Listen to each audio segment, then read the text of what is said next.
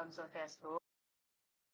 Dalam video kali ini, saya ingin memaparkan hasil jawaban pertanyaan dari LKM 5 tentang smartphone biosensor untuk memenuhi tugas mata kuliah sains masa depan dengan dosen Sengku Bapak Nyoman.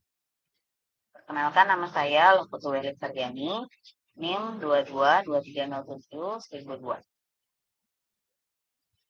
Pertanyaan pertama tentang apa itu biosensor. Biosensor adalah sebuah perangkat analitik yang terdiri dari kombinasi elemen deteksi atau sensor dengan komponen biologis yang dikenal dengan bioelemen. Bioelemen atau elemen biologi ini umumnya digunakan dalam mendesain suatu biosensor, dapat berupa enzim, organel, jaringan, antibodi, bakteri, jasa klinik, dan DNA. Terdapat 3 komponen dalam biosensor. Yang pertama yaitu bioreseptor, transducer, dan elemen elektronik. Bioreseptor adalah komponen biologis yang sensitif dan dibuat dengan teknik biologis, misalnya jaringan, mikroba, organel, sel, protein, antibodi, atau nukleat, dan lain sebagainya. Kemudian transducer adalah komponen atau elemen pendeteksi atau detektor yang bekerja secara fisikokimia, piezoelektronik, optik, atau elektrokimia yang dapat mengubah sinyal keluaran. Elemen elektronik merupakan prosesor sinyal yang bertanggung jawab untuk menampilkan hasil yang mudah dipahami atau mudah dibaca. Bioreseptor yang terintegrasi dalam atau bersentuhan langsung dengan transducer fisik atau fisikokimia yang mengukur perubahan waktu nyata adalah interaksi antara substrat dan bioreseptor. Dan demikian berubah menjadi sinyal listrik. Berdasarkan metode transduksi sinyal, biosensor diklasifikasikan menjadi 6 kelompok, yaitu elektrokimia, termal, optik, massa, magnet, dan mikromekanik. Dari beberapa dekade terakhir, banyak ultrasensitif dan biosensor sangat selektif berdasarkan metode transduksi yang berbeda dibuat dan telah menunjukkan kinerja terobosan dalam kesehatan dan sektor lingkungan.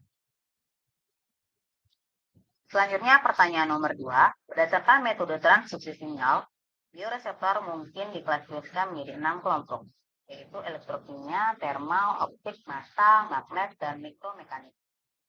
Dari beberapa dekade terakhir, banyak ultrasensitif dari biosensor sangat selektif berdasarkan metode transduksinya yang berbeda dibuat dan telah menunjukkan kinerja dalam kesehatan dan sektor lingkungan masing-masing. Adapun contoh dari jenis masing-masing kelompok biosensor yang dimaksud adalah sebagai berikut. Yang pertama, contoh biosensor elektrokimia adalah biosensor berbasis smartphone untuk deteksi klor portable. Contoh biosensor termal adalah biosensor berbasis smartphone pemantauan penyakit kardiovaskuler. Contoh biosensor optik adalah biosensor berbasis cahaya sekitar dengan sensor iluminasi tertanam di smartphone untuk deteksi alergen makanan. Biosensor magnet merupakan biosensor yang digunakan untuk mengukur perubahan dalam efek yang mengarah pada sifat magnetik. Jenis sensor ini menggunakan kristal atau partikel superparamagnetik atau paramagnetik untuk mendeteksi komunikasi biologis melalui pengukuran perubahan dalam sifat magnetik seperti perubahan dalam induktasi kumparan atau resistasi. Terakhir yaitu biosensor piezoelektrik. Jenis sensor ini merupakan sensor keseimbangan mikrokristal kuarsa yang mengukur setiap perubahan massa dan psikoelastisitas bahan dengan merekam frekuensi dan rendaman perubahan resonator kristal kuarsa. Selanjutnya pertanyaan 3. Setelah mencermati artikel berjudul Smartphone Based Biosensors, adapun keterangan pada gambar-gambar tersebut, adapun gambarnya akan ditampilkan pada slide selanjutnya. Yang pertama adalah pembaca telepon pintar kalorimetri untuk alergen makanan. Yang di gambar itu adalah adaptor XR kecil menggunakan sensor cahaya ambien hadir di smartphone sebagai pembaca. Yang ketiga, deteksi pH di atas kertas sistem mikrofluida menggunakan smartphone. Yang D, perangkat air liur yang dapat dipakai untuk kontrol asam urat. Yang E, gambar sel darah diperoleh dengan mikroskop ponsel. Yang F, gambar aksesori smart card dan strip test untuk deteksi kolesterol. Selanjutnya pencitraan untuk multiplex tes homogen menggunakan titik kuantum untuk aktivitas proteolitik. Selanjutnya adalah sensor pada aserban dan terakhir adalah AGNPR atau nanopartikel perak. Berikut akan ditampilkan keterangan beserta gambar. Yang pertama adalah SBDA atau Smartphone Based Device and Their Application. Perangkat berbasis smartphone dan aplikasinya. Setelah memperoleh perhatian yang signifikan karena keunggulannya yang luar biasa dibandingkan dengan peralatan laboratorium konvensional.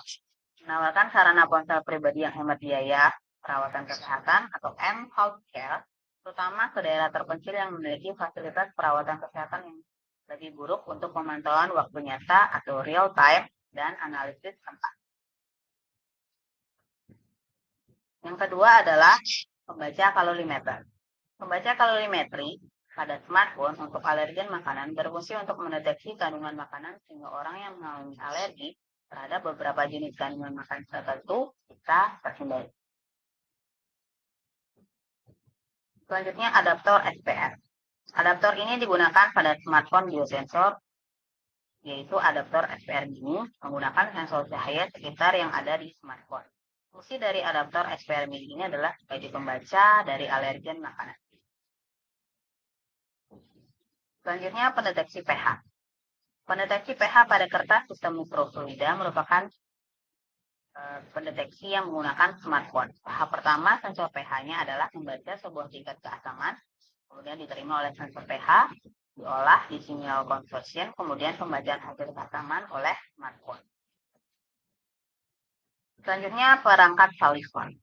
Saliva sebagai salah satu bagian rongga mulut yang memiliki peran sangat penting untuk pemeliharaan kesehatan rongga mulut dan pertahanan tubuh karena masuk dalam sistem pencernaan tubuh. Saliva sebagai salah satu biomarker adanya kelainan atau gangguan dalam rongga mulut maupun keterkaitannya dengan gangguan pada tubuh lainnya. Selanjutnya mikroskop ponsel. Ponsel yang dilengkapi dengan kamera microlens memiliki kemampuan menangkap objek mikro. Microlens diartikan sebagai lensa kecil yang umumnya memiliki diameter 10 mikrometer sehingga dapat berfungsi sebagai mikroskop. Smartcard atau Smartphone Cholesterol Application for Rapid Diagnostic merupakan aplikasi kolesterol yang digunakan untuk mendiagnostik kadar kolesterol pada tubuh. Pengecekan kolesterol bisa dilakukan di rumah atau hanya menggunakan ponsel pintar atau smartphone. Selanjutnya pencitraan. Pencitraan ponsel digunakan untuk pengujian homogen multiplex menggunakan titik kuantum untuk aktivitas proteolitik. Selanjutnya sensor perban. Pembalut luka dilengkapi dengan sensor untuk membaca tingkat kelembaban dan mengirim data ke aplikasi smartphone. Informasi tersebut memungkinkan dokter untuk memastikan luka yang dibalut sembuh tanpa harus melepas perban yang biasanya menghambat proses penyembuhan. Demikian yang bisa saya sampaikan untuk menjawab pertanyaan nomor 1 sampai nomor 3 di LKM ini. Semoga bermanfaat. Terima kasih. Berkata saya sampaikan pada Om Santai Om.